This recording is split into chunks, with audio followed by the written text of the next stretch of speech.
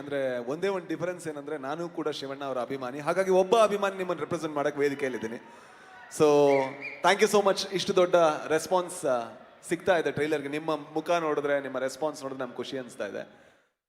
ನಮಗೆ ಯಾವತ್ತೂ ಕೂಡ ಬಹಳ ಒಂದು ನೋವು ಏನಂದ್ರೆ, ಕನ್ನಡದ ಸಿನಿಮಾಗಳು ತುಂಬಾ ದಾಟಲ್ಲ, ಬೇರೆ ಕಡೆ ಹೋಗಲ್ಲ. ನಾವು ಯಾವತ್ತೂ ಕೂಡ ಪರಭಾಷಾ ಸಿನಿಮಾಗಳು ಹಾವಳಿ ಅಂತ ಭಾವಿಸ್ತಾ ಇರ್ತೀವಿ. ನಾವು ಕೂಡ ಹಾವಳಿ ಕೊಡೋರ್ ತರ ಆಗ್ಬೇಕು, ಅಷ್ಟೊಳ್ಳೆ ಸಿನಿಮಾಗಳನ್ನ ನಾವು ಮಾಡಬೇಕು. ಸೊ ಈ ಸಿನಿಮಾ ಕೆಲಸ ಮಾಡುತ್ತೆ ಅನ್ನುವಂಥ ನಂಬಿಕೆ ನನಗಿದೆ.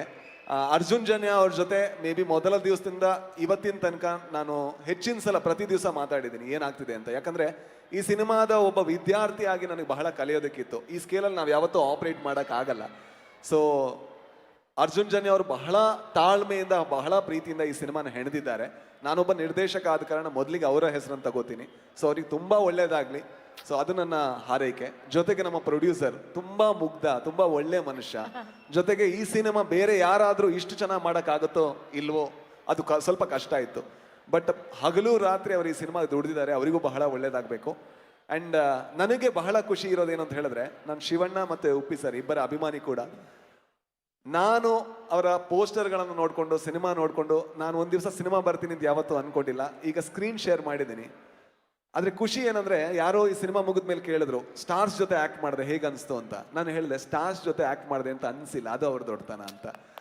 ಐ ಥಿಂಕ್ ಯಾವತ್ತೂ ಕೂಡ ಎಲ್ಲೋ ಒಂದು ಕಡೆ ಯಾರೋ ಒಬ್ಬ ಹೊಸಬ ಬಂದಿದ್ದಾನೆ, ನಂತರ ನೂರಾರು ಜನ ಅವ್ರು ನೋಡಿರ್ತಾರೆ, ಯಾವತ್ತೂ ಅದನ್ನು ತೋರಿಸ್ಕೊಟ್ಟಿಲ್ಲ. ಅದಕ್ಕೆ ತುಂಬ ದೊಡ್ಡ ಥ್ಯಾಂಕ್ಸ್ ಇಬ್ಬರಿಗೂ ಕೂಡ.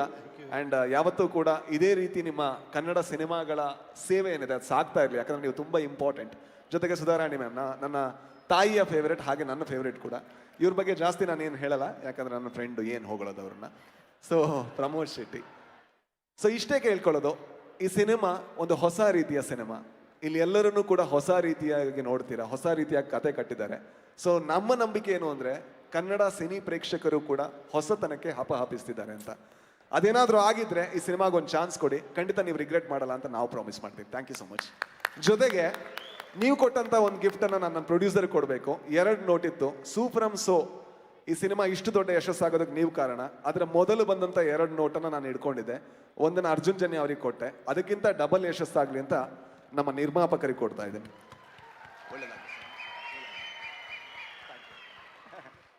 So sweet. ಅಂದ್ರೆ ಒಬ್ಬ ನಟನಿಗೆ, ಒಬ್ಬ ಸಿನಿಮಾ ಮೇಕರ್ಗೆ ಒಂದು ಸಿನಿಮಾವನ್ನ ಮಾಡಿದಾಗ ಆ ಸಿನಿಮಾದಿಂದ